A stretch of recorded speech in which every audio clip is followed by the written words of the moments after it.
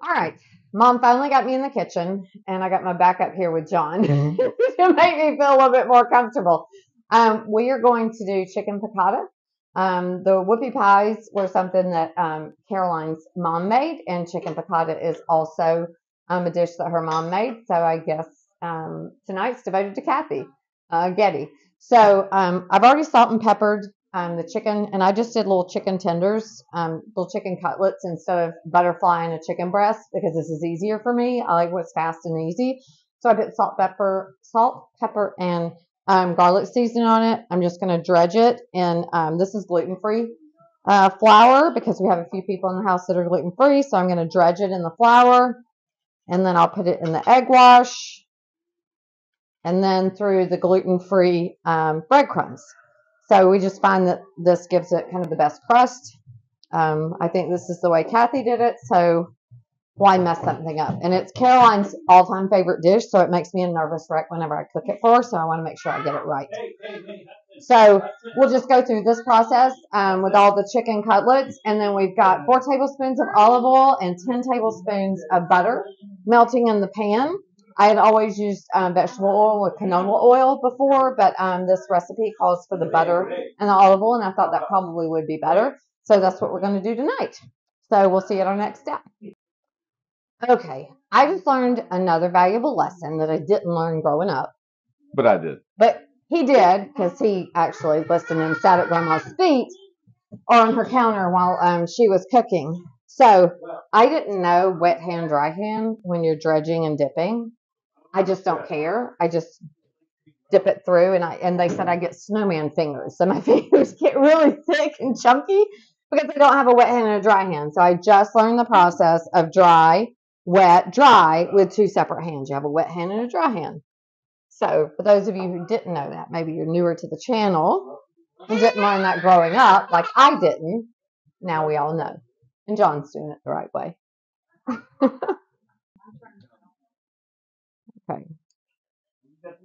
All right. So we're going ahead and putting our chicken in the oil. It's not as hot as I'm used to because I've never cooked with the butter and the olive oil before. So this is a little bit new for me. I'm used to cooking with canola oil or vegetable oil, and the grease usually really just sizzles. So we'll see how this does. I'm sure it'll be fun. The outside of the chicken is really crispy, so we've decided to go ahead and take it up. We're going to put it in the oven. It's heated to 350 degrees, and we'll finish off the chicken so we can make sure that it gets up to internal temperature.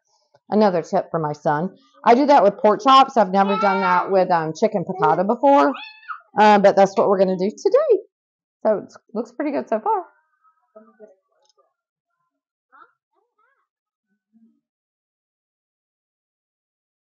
No.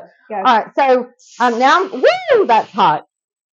I've been asking for a hot pan all afternoon.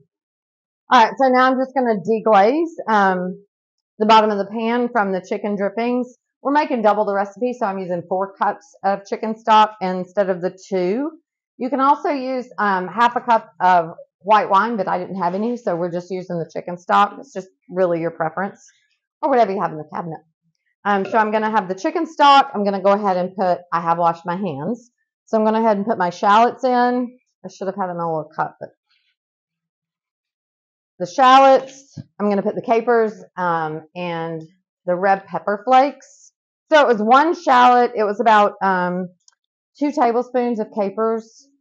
If you like more, you can do 4 tablespoons of the capers. You can just double it up, and about 2 teaspoons of the red pepper flakes. And now we love garlic. It calls for 2 teaspoons, but we're going to do a tablespoon, and we'll probably end up adding more because everybody in the family loves garlic. So we're going to let this simmer for a little bit. When this cooks down just a little bit, I'm going to add about 1/3 of a cup of lemon juice, and then we'll put some fresh lemons in there and put our chicken in, and we'll get this going. Okay, the final step, well, one of the final steps, you take the chicken. We've just taken it out of the oven, and now I'm going to put it in the sauce. We have doctored the sauce quite a bit because it just didn't have enough flavor for us. Mom likes flavor. John likes flavor. Caroline has tasted it, and she's the one who knows this recipe best. So we put a little bit more garlic, and we put more capers, a little bit more lemon, but Mom will have the detailed recipe in the description. And so, but right now we're just putting the chicken in and going to let that sit for a couple of minutes in the sauce, and then we'll be ready to put it all over our pasta. We have two pastas tonight. We have a penne pasta that is, which I say it wrong, Caroline. I can't say it the right way. We say penne, and it's penne, but I can't say it the right way because I'm from the South. So we have that. Hold on, baby. Gigi's doing a video. Look at Grandma. See, I'm getting it ready so we can eat. So we have the penne pasta, and then we have the bow tie pasta, which is gluten-free. You can use any pasta you want. Usually I think it's with fettuccine. Yeah, but that's not what we had in the cabinet. So we're using what we have. So we'll be back to show you guys the final product soon. Okay, finally we can eat. Feels like it's taken forever. We have topped our chicken. It's been sitting for a couple of minutes in the sauce. We've topped it with fresh lemon and some parsley. So I'm going to go ahead and put the penne pasta on the plate. Just a little bit here. We'll get a piece of our chicken if I can find my fork. There we go. We're going to get a nice piece of chicken here with a little lemon. Then the best part is the sauce.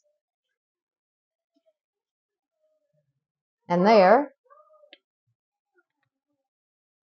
is our chicken piccata.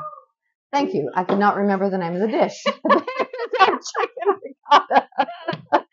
We are going to have our true Italian in the family try the chicken piccata. Oops. And he can tell me what he thinks.